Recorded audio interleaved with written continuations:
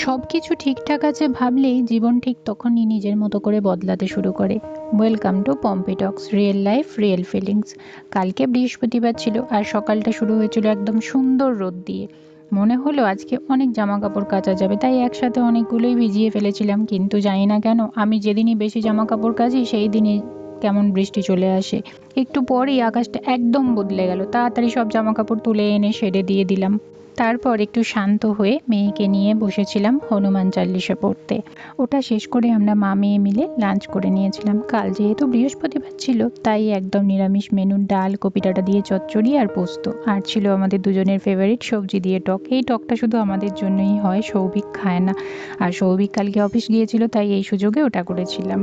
বিকেলবেলা একটু রেস্টের পর সন্ধ্যাবেলা মনে পড়লো আজ তো বিন ডে। সাধারণত এই কাজটা ওর পাপাই করে, কিন্তু কালকে ওর ফিরতে দেরি হচ্ছিল, তাই আমি বাইরে গিয়ে বিন বার করতে গিয়ে দেখি ঝড়ে আমাদের বড় গেটটা একদম খুলে পড়ে গেছে। কালকের আবহাওয়াটা সত্যি অনেকটা তাণ্ডবের মতো ছিল। ওই সব সামলে নিয়ে সন্ধ্যাবেলার জন্য একটু টিফিন বানাতে গেলাম। পাঁপড় ভাজা আর আমার ছোট্ট হেল্পার তো সবসময় আছেই, নিজেই বললো আজকে আমি ভাজবো। আমি ওকে দুটো ভাজতে দিলাম, তারপর ওকে দিয়ে কফির জিনিসগুলো একটু গুছিয়ে নিলাম। তারপর মা মেয়ে মিলে বসে গরম কফি আর পাঁপড় দিয়ে সন্ধেটা একটু এনজয় করলাম।